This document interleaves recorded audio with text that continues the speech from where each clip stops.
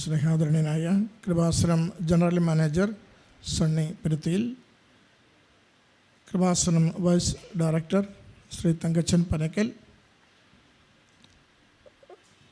Media cultural ഫോറത്തിൻ്റെ secretary Josy Kandakkadavu, HR manager പ്രിയമുള്ള Joseph sir, പ്രിയപ്പെട്ട TS പീറ്റർ, CJ ആൻ്റണി, പ്രിയമുള്ള ദേവാസ്താവിളി സംഘത്തിലെ സഹോദരി സഹോദരന്മാരെ, കുഞ്ഞുമക്കളെ, മാതാപിതാക്കളെ, മുമ്പുകാലം നമ്മുടെ ജീവിതത്തിൽ കൃപകൾ തിരിച്ചെടുക്കുന്ന ഒരു കാലമാണ്.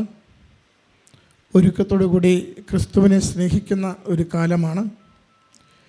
ഈശോയുടെ വചനങ്ങളിലേക്ക് നമ്മുടെ ജീവിതത്തെ അല്പം കൂടി ഒന്ന് ചേർത്ത് വയ്ക്കുവാൻ, നമ്മുടെ തന്നെ സ്വഭാവരീതികളെ അല്പം കൂടി സംയമനത്തിൽ മെച്ചപ്പെടുത്തുവാൻ, ഉപേക്ഷിക്കണമെന്ന് നാം തന്നെ തിരിച്ചറിയുന്ന ജീവിതത്തിൻ്റെ തിന്മകളെയും പാപങ്ങളെയും മലിനതകളെയും മുഴുവനായി ഉപേക്ഷിക്കുവാൻ നമ്മളെ നന്നായി പ്രചോദിപ്പിച്ചുകൊണ്ട് ഈശോയുടെ പീഡാനുഭവ മരണ ഉദ്ധാന രഹസ്യങ്ങളിലേക്ക് നമ്മളെ ചേർത്ത് വയ്ക്കുന്ന കാലമാണ് നോമ്പുകാലം.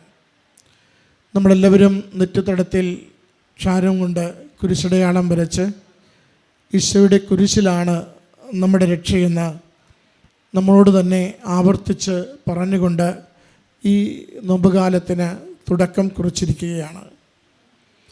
നോമ്പ് നമുക്കറിയാം, അതെപ്പോഴും ഒരു തിരിച്ചറിവിൻ്റെ കാലമാണ്. നമ്മൾ ആര് എന്ന് തിരിച്ചറിയുന്നൊരു കാലം. നമ്മൾ ഈ നോമ്പുകാലത്തിൽ ഓരോ ഭക്താനുഷ്ഠാനവും അത് ഈശോയുടെ കുരിശിനെയാണ് ഹൃദയത്തോട് ചേർത്ത് പിടിക്കുന്നത്. ദേവാസ്തവിളിയും ഈശോയുടെ കുരിശ് നാട്ടി കുരിശടയാളം വരച്ചാണ് നാം തുടങ്ങുന്നത്. കാരണം ഈശോയുടെ കുരിശ് ലോകത്തിൻ്റെ തിന്മകളെയും പാപങ്ങളെയും മരത്താൽ വന്നതിനെ മരത്താൽ മാറ്റുന്നതിൻ്റെ അടയാളമായി മാറുന്നതാണ്. അതുകൊണ്ട് തന്നെ നമുക്ക് ക്രിസ്തുവിൻ്റെ സ്നേഹത്തിൽ നിന്ന് നമ്മുടെ സ്വാർത്ഥതകളും നമ്മുടെ ആസക്തികളും നമ്മുടെ ദുശ്ശീലങ്ങളും നമ്മുടെ പാപങ്ങളും മൂലം നമ്മൾ അകന്നു പോകുമ്പോൾ തിരികെ ആ സ്നേഹത്തിലേക്ക് നമ്മളെ കൂട്ടിക്കൊണ്ടുവരുന്ന ഏറ്റവും സുന്ദരമായ ആത്മീയ വസന്തകാലമാണ് നോമ്പ് എന്ന് നമ്മളെ സഭ പഠിപ്പിക്കും. ദേവാസ്തവിളിയിൽ നമ്മൾ കന്യകാമാതാവിൻ്റെ സ്മരണയിൽ, ഈശോയുടെ പീഡാനുഭവത്തിൻ്റെ സ്മരണയിൽ തിന്മയുടെ സ്വാധീന ശക്തികളെ പൂർണ്ണമായും ആയിരിക്കുന്നിടങ്ങളിൽ നിന്ന് അകറ്റുന്നതിന് വേണ്ടി ദൈവത്തിൻ്റെ രക്ഷയും ദൈവത്തിൻ്റെ സന്ദേശവും പകരുന്ന കീർത്തനങ്ങളാണ് നമ്മളെപ്പോഴും ആലപിക്കാറുള്ളത്. 400 വർഷത്തിലേറെ പാരമ്പര്യം നമ്മുടെ ഈ കടലോരത്ത് ദേവാസ്തവിളിക്കുണ്ടെന്ന് പറയുന്നു. ചരിത്രം അങ്ങനെയാണ് രേഖപ്പെടുത്തിയിരിക്കുന്നത്. അതിലേറ്റവും പ്രധാനപ്പെട്ട ചരിത്ര സംഭാവന നൽകിയിട്ടുള്ളത് ജോസഫ് അച്ഛൻ തന്നെയാണ്. അത് മറ്റു പലരും 1-2 വാക്കുകളിലൊക്കെ ദേവാസ്തവിളിയെക്കുറിച്ച് ഇങ്ങനെ സൂചിപ്പിച്ചു പോയപ്പോൾ, അക്കാലത്ത് ഏതാണ്ടൊരു 20-30 വർഷം മുമ്പ് നമ്മുടെ കടലോരത്തുണ്ടായിരുന്ന, കേരളത്തിൽ അങ്ങോളം ഇങ്ങോളം ഉണ്ടായിരുന്ന ആശാന്മാരെയും ദേവാസ്ത സംഘങ്ങളെയും കണ്ടുമുട്ടി അവരെ കേട്ടും അവരുടെ പാരമ്പര്യം മനസ്സിലാക്കിയും ഒക്കെ ക്രോഡീകരിച്ച് അച്ഛൻ തൻ്റെ പുസ്തകത്തിലൂടെയാണ് ഒരു ഈഡിറ്റ പഠനം ദേവാസ്തവിളിയെക്കുറിച്ച് ലോകത്തിന് സമ്മാനിച്ചത്. ഇത് പാട്ടും പറച്ചിലുമാണ്. ദൈവത്തോടുള്ള നമ്മുടെ പ്രാർത്ഥനയാണിത്. നാം ചുറ്റുപാടുമുള്ള പ്രപഞ്ചത്തെ മുഴുവനും, അത് പ്രകൃതിയോട്, മരങ്ങളോട്, മനുഷ്യരോട് നാം ദൈവനാമത്തെ പ്രകീർത്തിക്കുന്ന കീർത്തനങ്ങളാണ് ദേവാസ്തവിളിയിലെ ഓരോ സ്തുതിപ്പുകളും, ഓരോ വിലാപങ്ങളും, ഓരോ പ്രാർത്ഥനയുടെ ഈരടികളും. എല്ലാവർക്കും ഈശോയുടെ ഭവനത്തിലേക്കുള്ള ആ വാസം ഉറപ്പുള്ളതാണ്.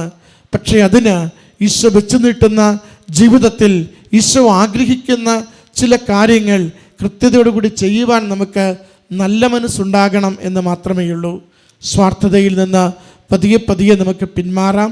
ആസക്തികളിൽ നിന്ന് പതിയെ പതിയെ നമുക്ക് ഉപേക്ഷിച്ചുകൊണ്ട് ജീവിതത്തെ ബലവത്താക്കാം. നമുക്ക് അഹന്തയിൽ നിന്ന് പതിയെ പതിയെ പിറകോട്ട് മാറി എളിമയുള്ളവരാകാം.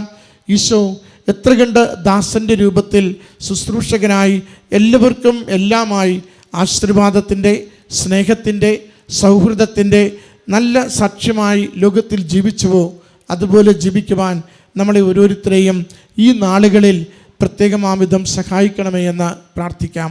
നാം ഓർക്കണമേ, നമ്മൾ കുരിശ് ധരിച്ചാണ് ഈ ശുശ്രൂഷ നമ്മൾ ചെയ്യുന്നത്. നാം കുരിശ് ധരിച്ച് ഈ ശുശ്രൂഷ ചെയ്യുമ്പോൾ ശരീരത്തിൻ്റെ പുറത്തും അകത്തും ആ ക്രൂശിതനെ പേറുന്നവരായി ജീവിക്കുവാൻ പറ്റണം.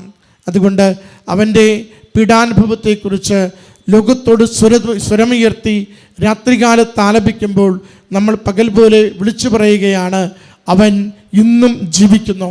അവനിൽ വിശ്വസിക്കുന്നവർ ഇന്നും രക്ഷ പ്രാപിക്കും. അവന് ഒന്നും അസാധ്യമല്ല.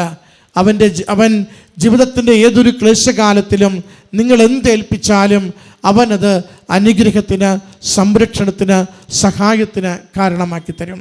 പ്രിയമുള്ളവരെ, നമ്മുടെ സ്വരമുയർത്തുന്ന ഓരോ അവസരത്തിലും ദൈവം നിങ്ങളെ സ്പർശിക്കട്ടെ എന്ന് പ്രാർത്ഥിക്കുന്നു. ഇടതടവില്ലാതെ ദേവാസ്തു വിളിക്കുവാൻ നിങ്ങളെ സഹായിക്കട്ടെ എന്ന് പ്രാർത്ഥിക്കുന്നു. നിങ്ങളുടെ വലിയ നിയോഗങ്ങൾ ഈ നാളുകളിൽ ഈശോയും അമ്മ മാതാവും അനുഗ്രഹിച്ച് നിങ്ങൾക്ക് സംരക്ഷണമായി നൽകട്ടെ എന്ന് പ്രാർത്ഥിക്കുന്നു.